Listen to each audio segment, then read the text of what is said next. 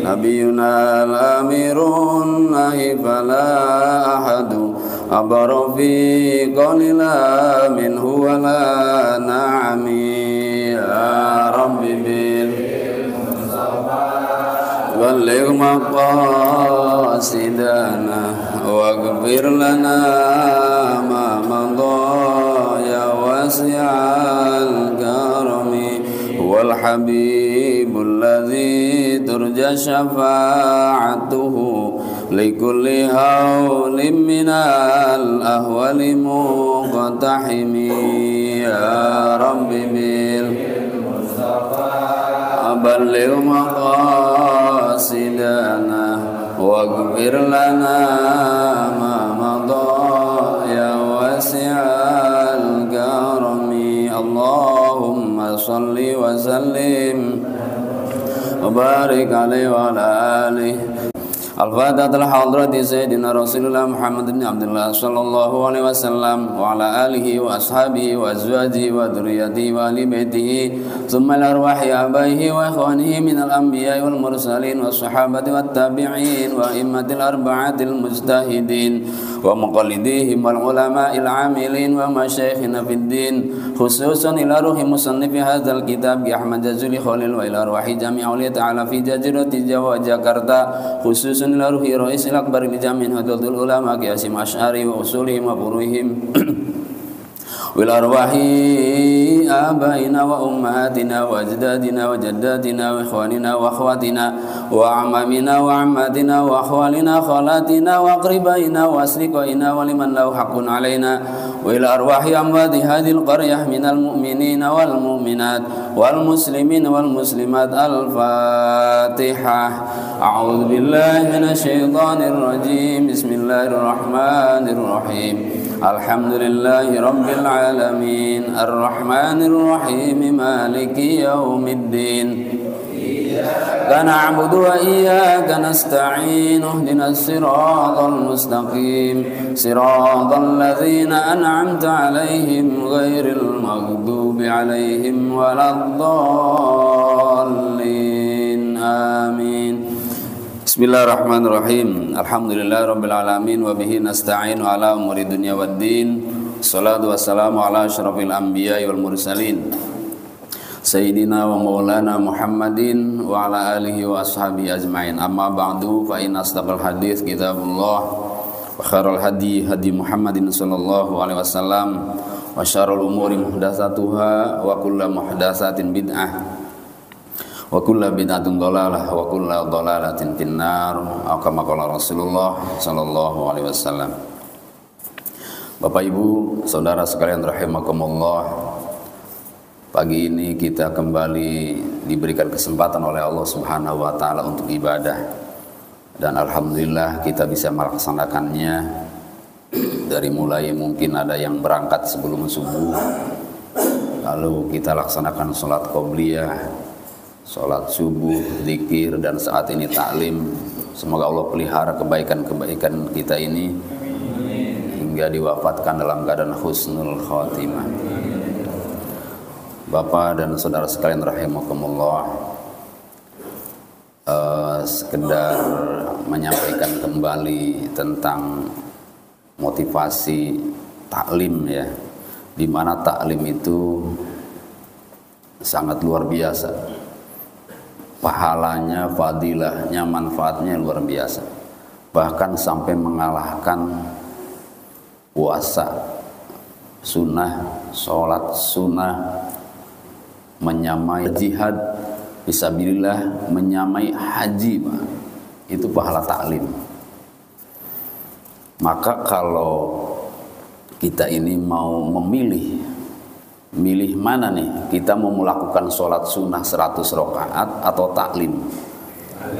Nah, orang yang cerdas milih taklim, Pak. Apalagi yang malas sholat, pasti milihnya taklim.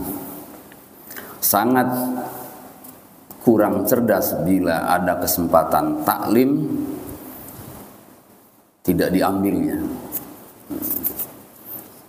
Nabi bersabda, man salaka tariqan yaltamisu fihi ilman sahalallahu lahu bihi thariqan ilal jannah. Siapa yang menempuh jalan untuk menuju taklim, maka dia akan dipermudah oleh Allah dalam menempuh urusannya ke surga. Itu pahalanya taklim. Nabi juga pernah mengatakan kepada sahabat Ibnu Mas'ud, wahai Ibnu Mas'ud, kata beliau, julusuka sa'atan fi majlisil ilmi bila qalamin wala kitabin ka'idki alfi raqabatin. Ibnu Mas'ud, dudukmu di majlis taklim tanpa pulpen, tanpa buku, tidak nyatet, tidak nulis, itu pahalanya sama dengan memerdekakan 1000 orang budak. 1000 budak, Pak. Satu budak berapa harganya? 2 miliar kurang lebih, Pak. Berarti berapa miliar tuh? Masya Allah. Itu pahala kayak apa, Pak? Lalu dalam sabda itu Nabi melanjutkan, wa nazruka ila wajhil alim, dan memandangmu ke wajah seorang alim, khairum min sodaqoti alfi farsin fi sabilillah. Itu lebih baik daripada sedekahnya kamu dengan 100 ekor kuda di jalan Allah. 1 ekor kuda berapa, Pak? Banyak ya? Aduh. Itu pahala taklim, Pak. Makanya kalau mau berdoa, Pak, mau minta mati, mantinya mendingan mati lagi taklim. Ya Allah, wafatkan saya dalam keadaan taklim. Tuh, insya Allah, Pak, syahid, haji mabrur, pahalanya triliunan. Jadi kalau mau minta mati, mati dalam keadaan taklim. Nggak tahu taklim kapan matinya. Taklim sekarang, apa taklim minggu depan, apa taklim kapan? Gitu, Pak. Ya, jadi sayang kalau misalnya habis subuh ada taklim di masjid, di rumah ngopi, ngerokok, main HP. Dengan tadarus saja kalah, Pak. Bapak nih sayang. Mendingan tadarus di rumah. Apa taklim? Ustadznya itu lagi misalnya. Hati-hati itu, Pak. Itu hati-hati itu. Udah ada sombong, sudah menyepelekan taklim. Atau bapak pulang nih nggak taklim, sholat sunnah aja deh yang banyak. Bodoh, kurang cerdas.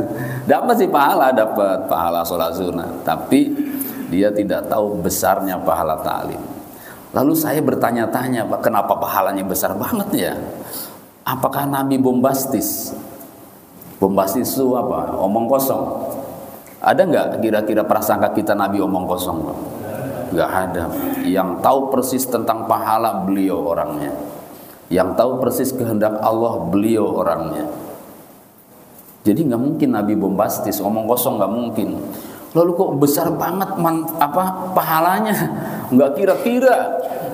Pahalanya nggak kira-kira, Masya Allah. Apa benar gitu? Saya bertanya-tanya gitu, Pak. Lalu saya cari jawabannya. Wah, pantas. Ya, pantas. Bapak bisa sholat sunnah dari mana bisanya? Dari taklim. Bapak bisa haji dari taklim. Ya kan? Bisa puasa, bisa sedekah dari taklim. Bisa berbakti pada orang tua dari taklim. Pantas kalau taklim pahalanya besar. Sehingga dalam hadis dhaif memang hadisnya, ketika ada 3 orang berebut masuk surga, Pak. Ini malaikat Ridwan bingung. Ini siapa? Udah duluan aja, orang-orang lagi pada dihisab, dia duluan aja bertiga nih, Pak. Kamu siapa? Saya Haji Mabrur. Kamu? Saya Agnia Sakhil, orang kaya yang dermawan. Kamu? Saya ulama yang tiap hari ngajar ngaji. Saya diperintahkan oleh Allah tanpa hisab untuk langsung menuju surga. Ya tapi jangan begini, jangan berebut, kata malaikat Ridwan. Kamu tahu dari mana bahwa kamu masuk surga tanpa hisab duluan oleh Allah? Dari ulama, hasil taklim. Kata malaikat Ridwan, kamu beradab. Ya, Harusnya ulama duluan katanya gitu. Kok kamu malah pengen duluan? Coba kamu satu lagi maju. Kamu siapa? Saya orang kaya yang dermawan. Suruh masuk surga kata Allah tanpa hisab. Kata siapa? Kata kamu tahu dari mana? Dari ulama, dari kiai, dari guru. Kamu hendaknya beradab. Guru duluan, katanya. Ulama duluan. Begitu ulama disuruh maju, Pak. Namanya ulama kan memang tawadu, Pak. Maka jangan heran kalau Bapak melihat perbuatan ulama yang seakan-akan dorong-dorongan jadi imam. Pernah lihat nggak, Pak? Dorong-dorongan jadi imam. Iya. Silakan. Wow, itu dinilai oleh orang awam, Pak. Ini kok dorong-dorongan mau jadi imam aja nggak pada bisa, Pak. Itu orang awam tuh menilainya. Padahal di sana ada tawadu. Nilai tawadu itu rendah hati. Nggak berani saya. Nggak berani saya. Ada dia. Nggak berani ada dia. Itu namanya tawadu. Disangkanya nggak bisa jadi imam. Iya. Iya. Jadi itulah bedanya dunia santri dengan bukan santri. Kalau santri sih paham, itu namanya tawadu. Tawadu terendah hati. Nah, kalau kita melihatnya main mau jadi imam aja dorong-dorongan nggak pada bisa apa, nah gitu. Bukan begitu, Pak. Itu namanya tawadu ya. Iya. Mau masuk surga aja ulama mah tawadu. Saya nggak berani ada mereka ya, saya duluan di belakang saja. Begitu ulama dihadapkan, ya saya memang disuruh Allah untuk masuk surga, wahai malaikat. Nah, tapi saya sadar diri, saya bisanya ngajar, bisanya punya pesantren karena dialah yang punya dana, yang dermawan. Dia saja yang masuk duluan. Ya karena dipersilakan oleh ulama, ya agnia masuk tuh, Pak. So, lalu udah haji mabrur duluan. Nah, ulama itu, Pak, ketika masuk ke surga, beliau tidak mau sendirian. Izinkan saya membawa jamaah saya. Nah, itu ulama tuh bedanya. Kalau haji mabrur, wah nggak peduli, ada tetangga, ada keluarga masuk aja. Tapi kalau ulama diberi izin oleh Allah ya, silahkan kamu beri syafaat orang yang kamu hendaki. Nah, gitu, Pak. Jadi ulama nanti masuk surganya ngajak jamaahnya. Misalnya saya ulama gitu, Pak. Ya pasti saya ajak nih jamaah Baitul Maghfirah. Wah, ini misalnya ini, Pak. Ini contoh saja gitu ya. Nah, lalu ada yang Ustaz, saya jamaah Ustaz juga. Tapi kok saya nggak ngelihat. Saya di belakang saja, Ustaz, kalau itu. Salahnya kalau di belakang tuh, nggak ketahuan. Iya, salahnya di belakang gitu. Makanya sering nongol wajahnya kepada ulama tuh begitu, Pak. Iya, cari ulama yang beneran. Kalau saya mah bukan ulama yang beneran tuh yang takut pada Allah. Ya. Iya, kalau saya ulama gitu. Masalahnya ini ulama apaan, bukan ulama. Ya, maksudnya ngajilah pada ulama yang benar-benar ulama, insya Allah ya. Baik jamaah sekalian rahimakumullah, pagi ini kita akan membahas tentang mubtilatus sholat, hal-hal yang merusak sholat secara fikih. Kalau secara tasawuf tambah banyak lagi. Sekarang secara fikih dulu atau secara syariat, apa saja hal-hal yang dapat membatalkan atau merusak sholat. Nah, biar kita tidak salah sangka, tidak salah menilai ya, dan tidak salah menetapkan. Yang pertama adalah adanya niat dalam hati untuk menghentikan sholat atau menggantungkan penghentiannya kepada sesuatu sekalipun hal itu dianggap mustahil terjadinya. Nah, mau sholat nih, Pak, mau sholat ya, Bapak mau sholat nih, misalnya nungguin HP karena katanya nih Pak Anies mau telepon misalnya, tapi kok nggak telepon, waktu duhur udah mulai bergeser, udah mulai 12:30 gitu ya. Ya udah, saya sholat aja dulu deh, nanti kalau Pak Anies ngebel saya batalin, saya angkat teleponnya. Sayang kalau nggak diangkat, tim sukses kan begitu ya misalnya. udah kelihatan dapat Pajero misalnya. Jadi ditaruh HP-nya, lalu sholat Allahu Akbar. Sampai akhir salam nggak dibel, Pak. Itu sudah batal sholatnya. Sudah batal sholatnya karena dia menggantungkan akan membatalkan sholat di tengah sholat. Gitu Pak, batal sholatnya. Yang sering begitu tuh ibu-ibu dulu Pak, nggak tahu ibu-ibu sekarang. Jemuran nih tanggung, mau diangkat belum kering, belum tuntas keringnya, ya nggak diangkat udah mendung, tapi udah mau sholat. Sholat aja dulu deh. Kalau mau misalnya lagi sholat kretek bunyi hujan, ya udah batalin sholatnya. Itu kalaupun tidak dibatalin sholatnya Pak, sampai akhir selesai sholatnya sudah batal. Itu yang dimaksud dengan menggantungkan membatalkan sholat, menggantungkan niat dalam membatalkan sholat. Ya. Atau di tengah-tengah sholat ada niat mau membatalkan, itu juga sudah tidak sah sholatnya. Itu kan tadi contoh di awal mau sholat sudah niat mau membatalkan sholat. Sekarang di tengah-tengah, ya sudah takbir, sudah baca Fatihah, sudah apalagi ruku dan lain-lain, sudah dapat 1 rakaat lah. Tiba-tiba ada suara ketuk pintu. Assalamualaikum, kenal suara gitu, suaranya kenal tuh Pak.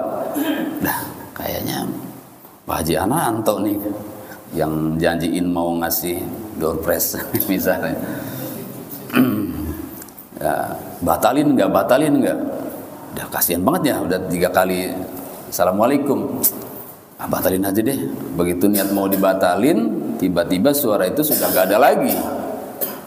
Itu sudah batal Pak, karena sudah niat membatalkan sholat. Maka yang bagus Pak menurut saya kalau dalam solusi seperti itu pindah sholat sunnah, ganti sholat. Kita lagi sholat fardu ya 4 rakaat, kan kelamaan 4 rakaat, membatalkan sholat. Di samping batal sholatnya juga haram Pak membatalkan sholat itu, karena melanggar firman Allah, ya ayyuhalladzina amanu la tubtilu a'malakum. Wahai orang-orang beriman, jangan kamu batalkan amal-amal kalian. Tuh. Jadi membatalkan sholat itu di samping memang disebutnya batal sholatnya, juga hukumnya haram. Maka yang solutif ya menjadi solusi diganti saja sholatnya.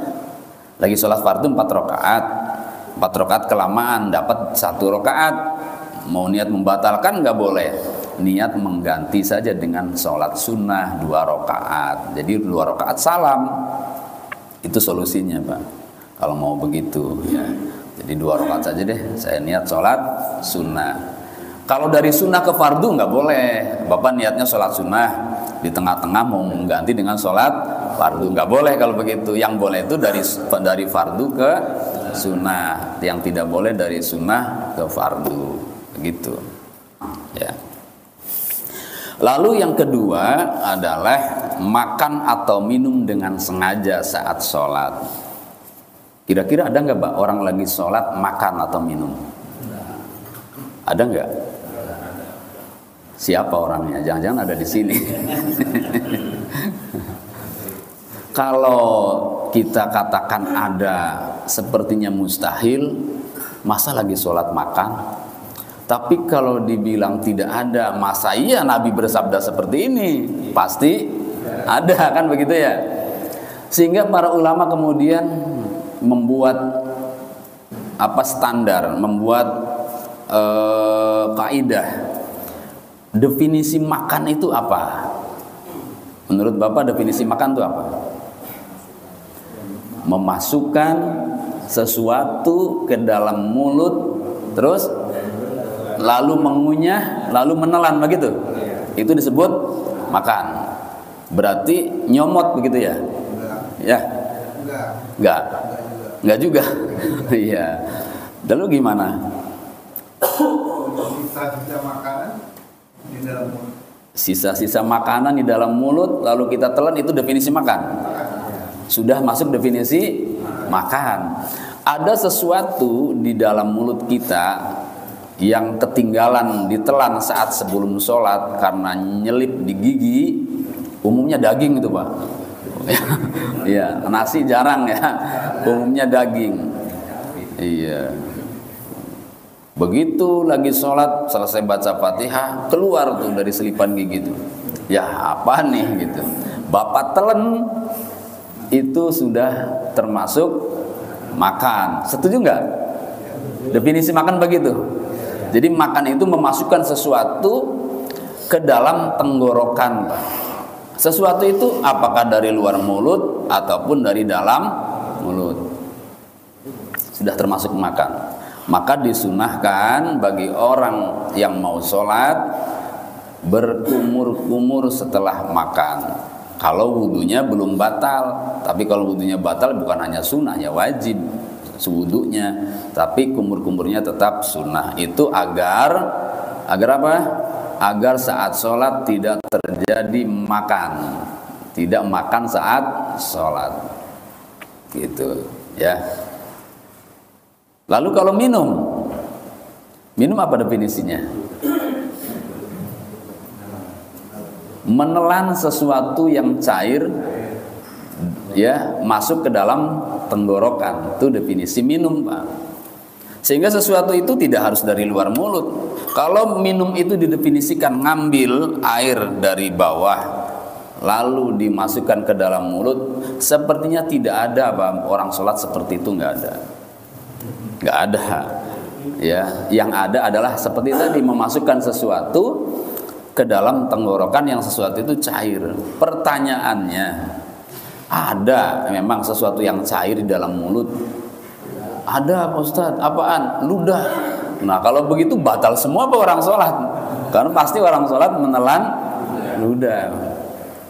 Nah dalam hal ludah tidak ada definisi minum itu menelan ludah Pak. Nggak ada kan ya?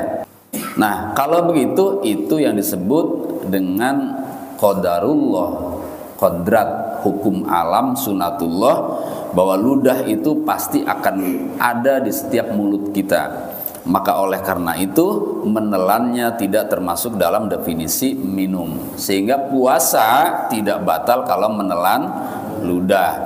Sholat tidak batal kalau menelan ludah, karena ludah apabila kita telan tidak termasuk definisi minum. Lalu yang masuk definisi minum yang mana? Ada sisa kopi, sisa Coca-Cola, sisa Sprite di dalam mulut kita.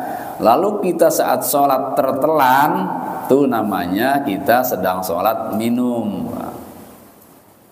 Iya. Itu minimal berarti Pak, minimal. Tapi itu pun ijtihad ulama, nabinya juga tidak begitu-begitu amat. Itu definisi yang disampaikan oleh ulama, apa kaidah yang dibataskan, dibuat batasan oleh ulama itu seperti itu. Nah apabila ada yang tidak setuju ya nggak ada masalah, orang itu ijtihad itu kan bisa benar bisa salah ya. Maka sebaiknya kalau mau sholat habis minum kopi kiranya kumur-kumur dulu. Kalau mau sholat habis minum yang manis-manis, teh manis umumnya ya, jangan sampai ke bawah saat sholat. Apalagi makan permen ya, kan masih ada sisa-sisa permen biasanya kan manis. Iya manisnya, hati-hati itu Pak. Karena itu takutnya itu masuk ke dalam definisi minum ya, dan makan. Nah makanya ini disampaikan karena kekhawatiran dan kehati-hatian. Jadi kita sholat bukan orang sholat yang tanpa ilmu, bukan orang sholat yang gegabah dalam sholatnya, tapi benar-benar berdasarkan kehati-hatian dan dengan ilmu yang dipersiapkan. Lalu kemudian yang membatalkan sholat yang berikutnya adalah dengan sengaja mengucapkan satu kata yang tidak ada hubungannya dengan kemaslahatan sholat. Mengucapkan minimal satu kata Pak, yang tidak ada hubungannya dengan sholat. Apalagi banyak kata, satu kata saja sudah termasuk membatalkan sholat. Kata itu apa? Definisi kata itu apa? Hah?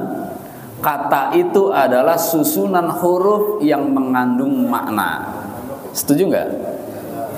Iya. Itu dalam bahasa Indonesia disebut kata. Kalau dalam bahasa Arab disebut kalimat. Susunan kata yang mengandung makna disebut kalimat dalam bahasa Indonesia. Dalam bahasa Arab disebut kalam. Ya. Jadi minimal satu kata. Misalnya apa? Satu kata itu misalnya apa? Tolong. Apalagi? Ya, apa sajalah, pulpen, jeruk, itu satu kata namanya. Ya. Kalau yarhamukallah berapa kata?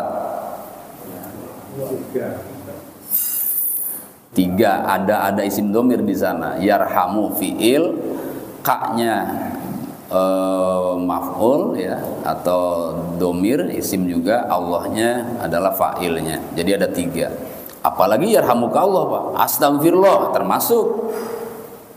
Innalillah itu apalagi termasuk, apalagi kalau menjawab assalamualaikum, waalaikumsalam, itu termasuk kalimat, sudah termasuk kalam. Satu kata saja tidak boleh diucapkan saat sholat. Pertanyaannya sekarang, emang ada Pak orang saat sholat bicara? Ada nggak? Ada. Seperti apa contohnya? Lagi sholat bicara? Bersin. Lagi sholat bersin. Lalu kita ucapkan alhamdulillah. Batal nggak? Itu termasuk berkata-kata bukan? Berkata-kata itu Pak termasuk, ada hubungannya dengan sholat? Tidak ada hubungan dengan sholat, maka batal sholatnya. Ya, apalagi yang di sebelahnya jawab yarhamukallah, dah dua-duanya batal. Kalau ini Pak, di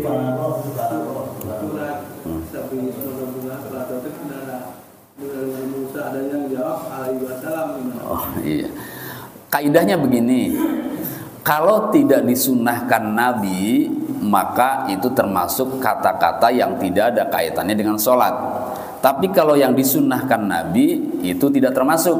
Contoh, kita baca surat At-Tin, ya, yang akhirnya alaihissallahu biahkamil hakimin, kita baca bala wa ana ala zalika minasyahidin. Itu bacaan yang disunahkan Nabi, walaupun itu kata-kata ya, dan tidak ada hubungannya dengan sholat, tapi ada hubungan dengan bacaan Al-Quran itu Pak. Karena Nabi kalau baca surat itu, beliau selalu mengakhiri dengan kalimat bala wa ana ala zalika minasyahidin. Atau surat ini Pak, surat Al-Ghoshiyah ya.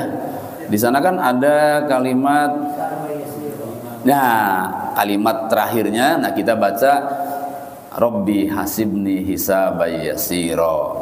Surat Al-Ghoshiyah itu ya. Kalau surat Al-A'la yang Ibrahim, suhufi Ibrahim wa Musa, tidak ada satu hadis pun yang mengatakan Nabi membaca alaihissalam, tidak ada. Maka jangan baca itu karena tidak ada dalilnya. Dalilnya mudah saja sebetulnya.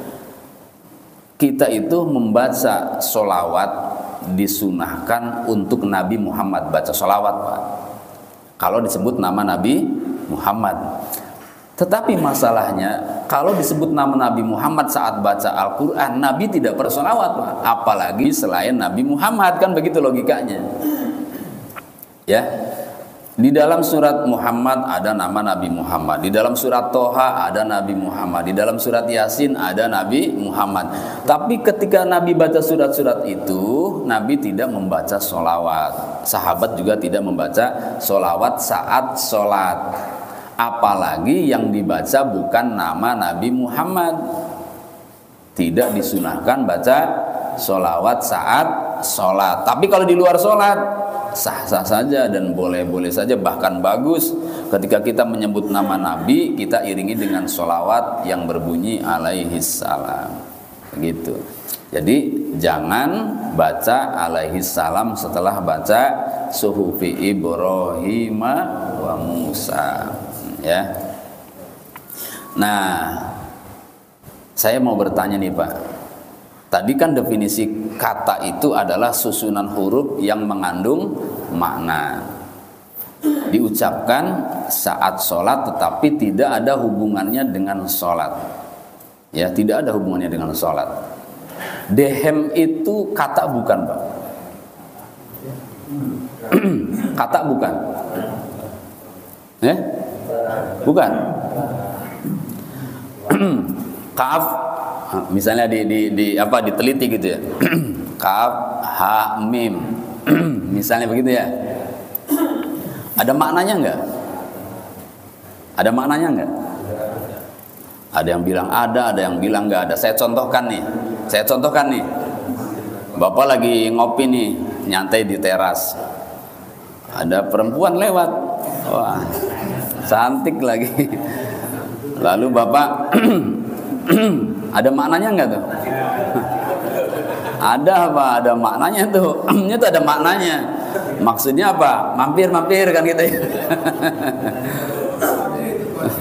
Kode.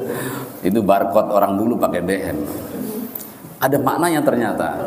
Maka kalau dehem ada maknanya, itu termasuk Bapak berkata-kata saat sholat. Kalau Bapak dehem saat sholat. Contoh yang mudah Pak. Bapak jadi makmum, saya imam. Saya baca Fatihah atau baca surat kepentok karena ada dahak. Kan bacanya susah tuh. Bapak udah gregetan aja deh. Ini Ustaz nggak didehem-dehemin. Bapak kode di belakang. Nah itu Bapak sudah berkata-kata dalam sholat.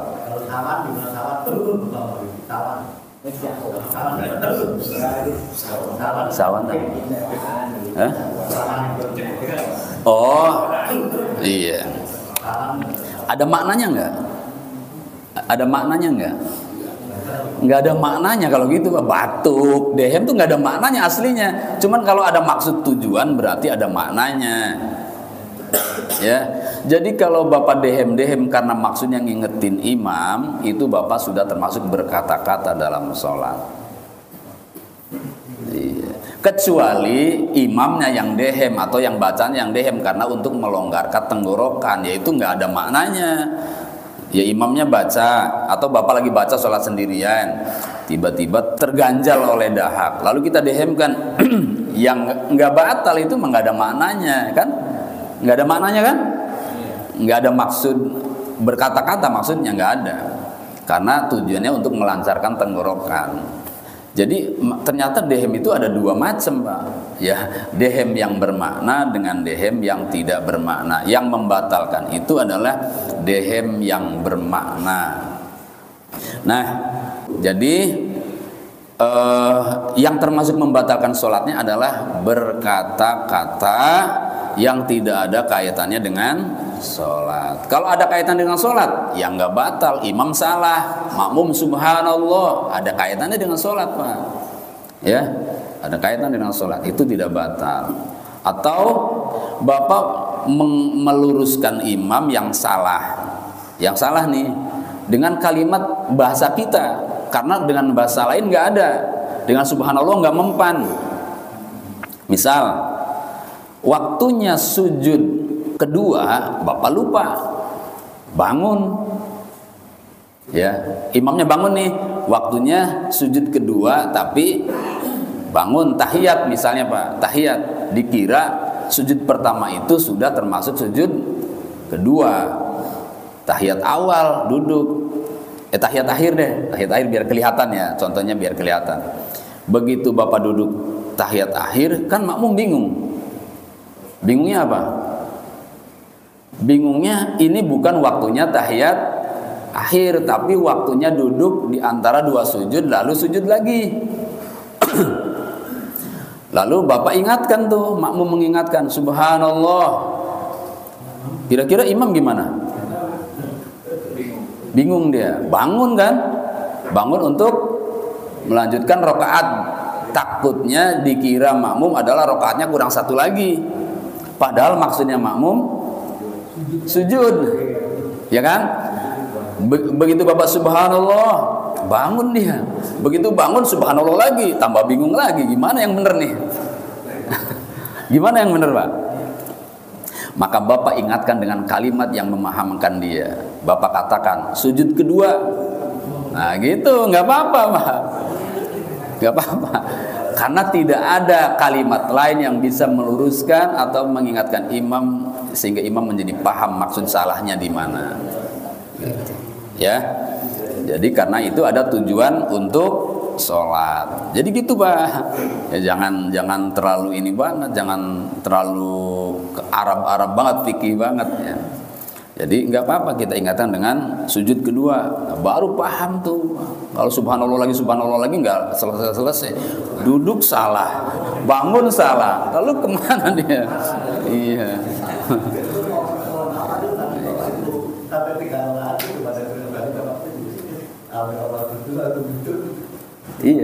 Iya diingatkan saja, diingatkan. Ya misalnya terlanjur bangun ya. Misalnya terlanjur bangun. Nah, lalu Bapak nih yang melihat dia salah duduk aja, nggak usah ikut bangun. Duduk aja. Tungguin imam sampai selesai. Ya, tungguin imam sampai selesai. Atau Bapak duluan salam. Mufarokoh namanya, nggak apa-apa. Ya, imam nih, saya duluan aja deh. Salam. Itu nggak apa-apa, ya. Nah itu namanya niat mufarokoh. Nungguin imam sampai imam duduk kembali sampai ke tahiyat akhir. Itu tidak mengapa seperti itu. Itu solusinya, ya. Baik jamaah sekalian rahimakumullah. Yang keempatnya, ya, dengan sengaja melakukan beberapa gerakan anggota badan yang dianggap banyak dalam pandangan urf, itu membatalkan sholat. Melakukan banyak gerakan. Banyak itu berapa, Pak? Banyak itu menurut kaidah Indonesia 2, menurut kaidah Arab 3, itu sudah banyak. Jadi kalau 2 itu menurut bahasa Indonesia sudah mereka. Tapi kalau di Arab 2 itu belum mereka, masih pakai huma. Mereka itu kalau 3, maka kita gunakan kaidah Arab karena hadis ini datangnya dari Arab. Maka 3 gerakan sudah membatalkan sholat, ya, karena 3 sudah termasuk banyak. Menurut madhab Syafi'i, tapi Pak, menurut madhab Hanafi ya tidak, ya. Karena menurut Imam Hanafi, Nabi banyak melakukan gerakan terutama saat menggendong cucunya saat sholat. Cucunya yang dimaksud bukan Hasan, bukan Husain, Pak. Ya, jadi Sayyidina Hasan Husain, iya cucunya juga. Tapi saat Nabi menggendong gendong cucunya itu saat sholat, namanya Umamah binti Zainab. Ya, Umamah itu perempuan. Zainab itu adalah anaknya Nabi, punya anak namanya Umamah. Nah, yang digendong-gendong dalam hadis itu adalah Umamah. Ya. Umamah itu perempuan, jadi nggak perlu sunat. Kalau Bapak punya cucu laki-laki digendong-gendong, hati-hati. Karena laki-laki itu kulubnya membawa najis kalau belum sunat. Kalau Bapak gendong-gendong saat sholat, itu sama dengan Bapak bawa najis saat sholat. Ya, kalau sengaja digendong, Pak, kalau anaknya memang nyemplak lagi sholat, ya itu namanya tidak bermaksud menggendong. Ya biarin aja, ya biarin aja. Nah, ketika itu Nabi melakukan banyak gerakan, bahkan dalam perang Nabi sholat. Saat perang, Pak, sholat. Ya, yang Al-Qur'ani wa aslihatikum itu kalimatnya. Nabi melakukan sholat saat beliau perang. Berarti kalau begitu banyak gerakan. Makanya menurut madhab Hanafi, melakukan gerakan banyak dalam sholat tidak membatalkan sholat. Tinggal kita bermadhab siapa, mengikut pendapat siapa, Pak. Kalau bermadhab Syafi'i, 3 gerakan yang kita lakukan dalam sholat yang tidak ada kaitannya dengan sholat dapat membatalkan sholat, kecuali darurat. Nah, darurat itu nggak batal sholatnya, ya, nggak membatalkan sholat. Misalnya darurat itu apa? Lagi sholat ada ular, Pak, ya, atau Kita ngelihat ada orang buta mau kecemplung. Nah, kita selamatkan lari, Pak. Itu kan lagi sholat melakukan banyak gerakan tuh. Itu nggak batal. Ya. Lagi sholat ada ular, pindah, Pak. Nggak apa-apa. Nggak batal sholatnya. Ya. Itu namanya darurat. Menyelamatkan nyawa, baik nyawa diri sendiri maupun nyawa orang lain. Lagi sholat gempa, Pak. Gempa, rotok. Masa iya diem aja? Iya. Kenapa diem aja? Kata Ustadz, tidak boleh membatalkan sholat. Ya tidak bermaksud membatalkan, menyelamatkan. Sampai di luar lanjutkan sholatnya. Itu, Pak. Tapi berhubung lari, ya tiba-tiba di sana ada yang nanya, ada apaan? Gempa, Pak. Ya udah batal itu otomatis, Pak. Udah ngobrol namanya. Udah batal otomatis. Iya, udah ngobrol. Ini mah kalau melarikan diri dari musibah, dari gempa atau dari bencana, itu tidak membatalkan sholat. Lanjutkan sholatnya. Ya. Jadi melakukan gerakan itu seperti ini, Pak. Yang mudah kita pahami. Celananya melorot mulu lagi sholat. Ya, bentar-bentar angkat lagi, bentar-bentar angkat lagi. Itu hati-hati itu batal sholatnya karena telah melakukan banyak gerakan. Atau garuk-garuk mulu. Garuk-garuknya garuk-garuk yang menggerakkan banyak anggota. Ini tangan namanya ya, Pak. Tangan nih. Garuk-garuknya begini. Nah, itu batal sholatnya kalau kita melakukan banyak gerakan 3 kali. Tapi kalau gerakannya gerakan halus, jari-jari saja yang gerak, itu tidak batal. Misal di sini kena nyamuk gatel, kita garuknya begini. Nah, ini nggak batal walaupun banyak garukannya. Yang batal tuh bila begini, Pak. Ini menurut ijtihad ulama, ya begitu ya. Karena yang dimaksud gerakan itu adalah gerakan kasar, gerakan anggota badan yang yang kasar. Tapi kalau gerakan halus tidak. Makanya orang tahiyat begini-begini itu bukan melakukan banyak gerakan kasar, Pak. Itu gerakan halus karena jari-jari. Ya. Tidak batal, makanya kalau lagi tahiyat begini-begini nggak batal. Ya, nah yang kelimanya meninggalkan salah satu syarat atau rukun tanpa udzur syar'i, Pak. Rukunnya ditinggalkan atau syaratnya ditinggalkan sudah jelas membatalkan sholat. Ya, misalnya Bapak sholat tidak baca Fatihah, ya batal sholatnya, Pak. Kalau lupa bagaimana? Karena tadi rokaatnya dianggap batal, maksudnya batal tidak sah, ditambah rokaatnya, itu solusinya. Kalau di rokaat kedua misalnya tidak baca Fatihah, emang ada orang sholat tidak baca Fatihah karena lupa? Ya namanya lupa bisa jadi ada, Pak. Yang sering saya contohkan begini, di rokaat pertama setelah baca Fatihah dia baca surat Al-Baqarah ayat 30 misalnya sampai ayat 40, kan diingat-ingat tuh. Ketika sampai sujud, nanti saya lanjutkan ke ayat 31, kan begitu ya. Bangun sujud yang diingat ayat 31-nya. Begitu bangun langsung baca ayat itu. Namanya orang lupa, sehingga dia lupa baca Fatihah. Makmum gimana waktu itu, Pak? Makmumnya subhanallah. Jangan subhanallah, bingung lagi, Pak. Nah iya, alhamdulillahirabbil alamin. Nah itu yang bagus. Jangan Al-Fatihah, yang benar karena ada kata yang bisa menyelamatkan lebih sempurna, yaitu dengan baca ayatnya yang salah atau yang dilupakan. Nah, kalau kejadiannya sendiri nggak ada yang ngingetin, begitu sampai ke rakaat ketiga atau rakaat terakhir baru ingat bahwa di rakaat kedua saya lupa baca Fatihah, maka tambah 1 rakaat lagi. Nggak bisa diganti dengan sujud sahwi karena itu adalah rukun. Kalau rukun harus ditambah rukunnya, ya. Dianggap itu rakaat itu tidak sempurna. Karena rakaatnya tidak sempurna, maka ditambah 1 rakaat lagi. Kalau memang ingat, Pak. Nah, ingatnya selesai sholat gimana? Sholat lagi, Pak. Kalau waktunya masih ada. Kalau waktunya sudah habis, nggak perlu sholat lagi. Sudah dianggap rukhsah. Rukhsah itu apa ya? Keringanan dan diampuni sudah. Karena waktunya sudah habis. Sholatnya duhur, ingatnya asar, ya udah. Saya tadi rasa sholat duhur nggak baca Fatihah deh. Udah selesai itu, Pak. Waktu duhurnya udah habis, nggak perlu diulang. Kalau ingatnya sebelum waktu duhur habis harus diulang. Ya. itu meninggalkan rukun. Sekarang menambah rukun, sama, batal sholatnya.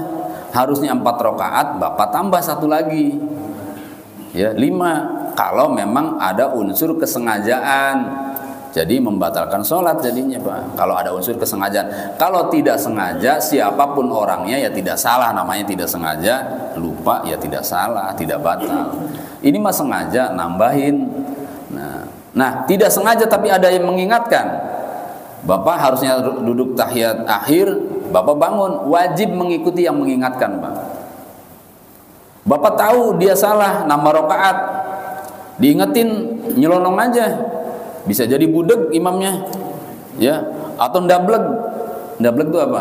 Dia yakin dengan keyakinan dirinya, dia tidak percaya dengan orang lain, itu namanya ndableg.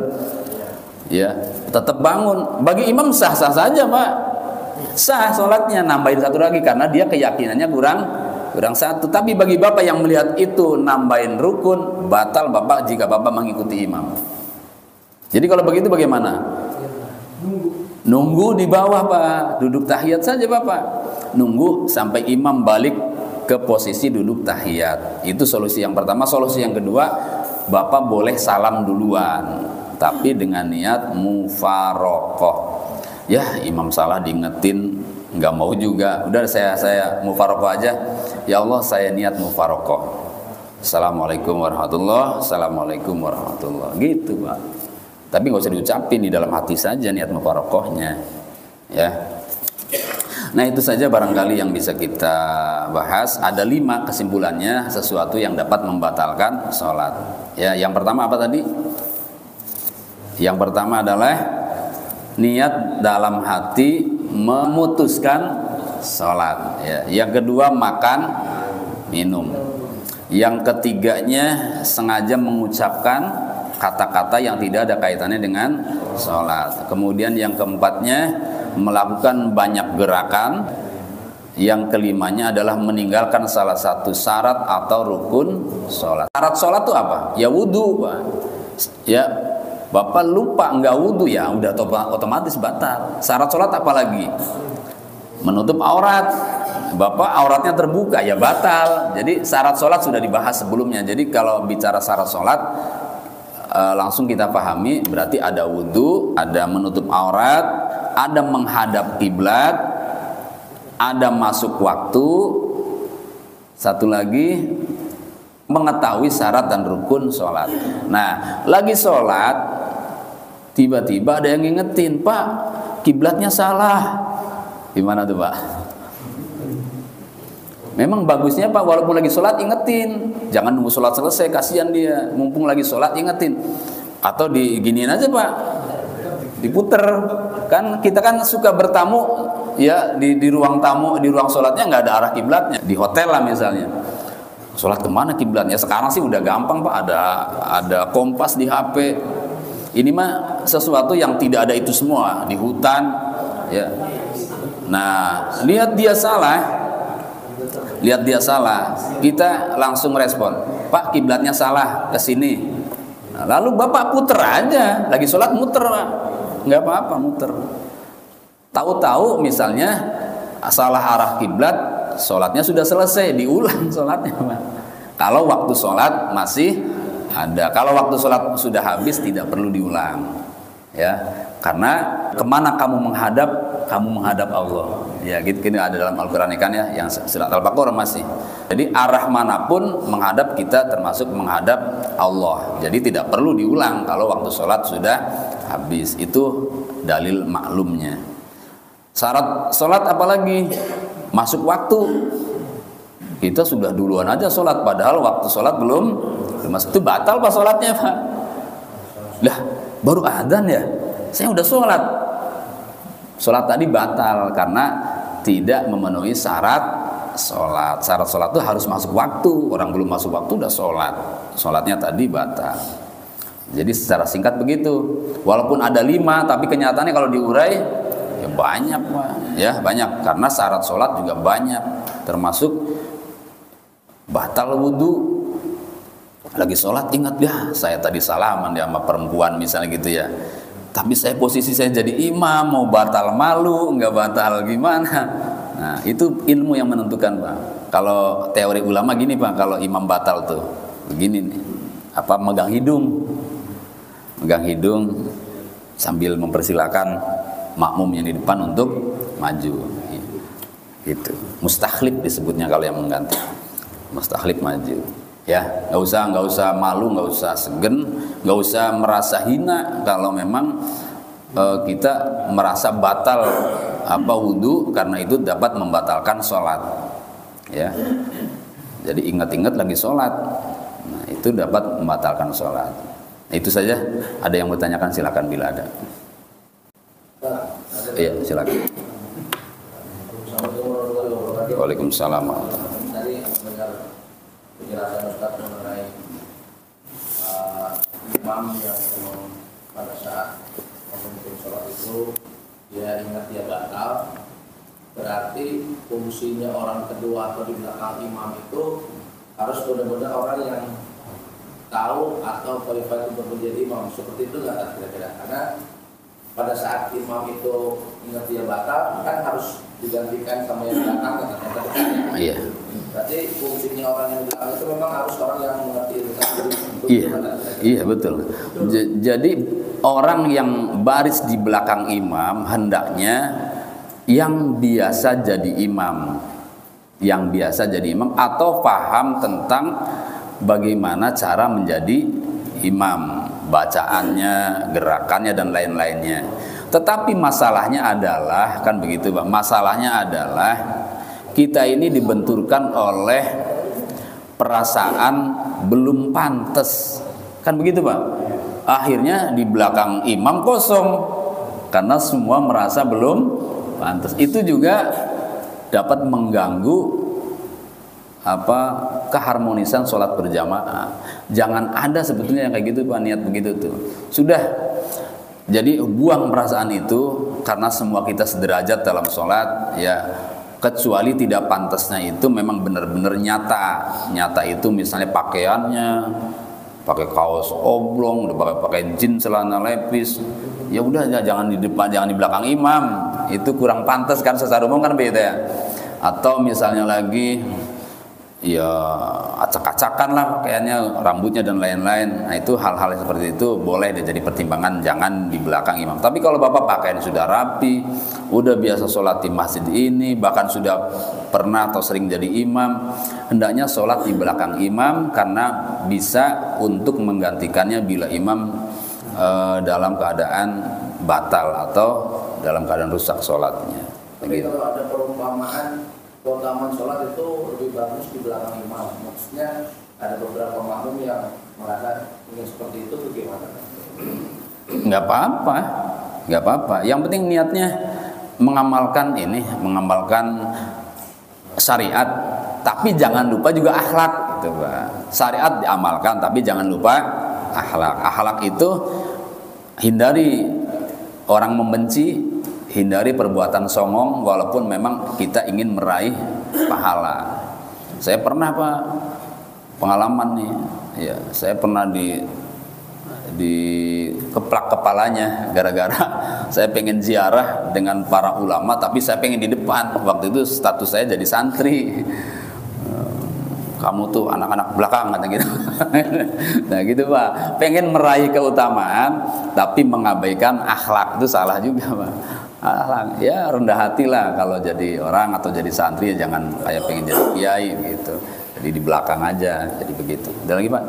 Ya, silakan. Assalamualaikum warahmatullahi wabarakatuh. Waalaikumsalam warahmatullahi wabarakatuh. Tadi Ustaz yang pertama pembukaan nanti saya belum nyampe. Yang disebut tadi pas takrib nulis atau enggak nulis. Oh iya. Dua kalinya kalau masalah untuk badan atau format itu sebetulnya apakah peradaban? Nah itu ya juga dapat siaga kayak gitu. Jadi kaitan yang saya sampaikan sama Nabi anak cucunya kan hidup ya. Itu kalau pas sholat sendiri ya. Nah kalau pas kita jamaah kira-kira bagaimana? Iya. Terima kasih. Yang di awal saya sampaikan, yang dimaksud bila qalamin wala kitabin, tidak pakai pulpen, tidak bawa pulpen, tidak bawa buku, tidak nulis, tidak nyatet, maksudnya adalah pahalanya taklim, Pak, ngaji, Bapak tidak bawa buku, tidak bawa pulpen, itu dapat pahala seperti memerdekakan 1000 orang budak. Apalagi bawa pulpen, wah lebih banyak lagi itu, Pak. Nggak bawa pulpen, nggak bawa buku saja sudah dapat pahala seperti itu. Makanya di surga nanti Bapak nih dapat minimal bidadari 70. Minimal. Itu minimal, Pak. Iya. Makanya orang yang belum nikah meninggal nanti kaget di sana. Ketemu bidadari, kata bidadari, belum pengalaman ya katanya. Iya. Gitu. Lalu yang kedua gendong anak-anak. Jadi Nabi itu di dalam hadis itu kan kalau berdiri Nabi ambil, digendong anak cucunya. Kalau pas waktu sujud, sebelum sujud ditaruh dulu lalu sujud, ya. Itu memang sholat sunnah, Pak. Tapi apapun sholatnya, ya sholat fardu maupun sholat sunnah itu syarat rukunnya sama. Jadi berlaku rukun sholat di wajib, berlaku juga rukun sholat di sunnah. Kalau di wajib, sholat wajib harus baca Fatihah, ya di sholat sunnah juga harus baca Fatihah, sama saja. Di wajib tidak boleh melakukan banyak gerakan, di sholat sunnah juga tidak boleh melakukan banyak gerakan. Dan kebetulan dalam sabda Nabi itu cucu yang digendong itu perempuan. Sehingga kalau perempuan itu Pak dicebokin juga gampang, udah suci saja. Tapi kalau laki-laki kalau mau suci dicebokin disilak tuh, Pak. Dibuka itu kulupnya kan sakit, kasihan. Maka dalam posisi seperti itu anak laki-laki yang belum sunat itu membawa najis, maka jangan digendong-gendong, ya, karena dia membawa najis. Sementara kita kalau sedang sholat tidak boleh kejatuhan najis, apalagi membawa najis, batal dengan sendirinya sholatnya.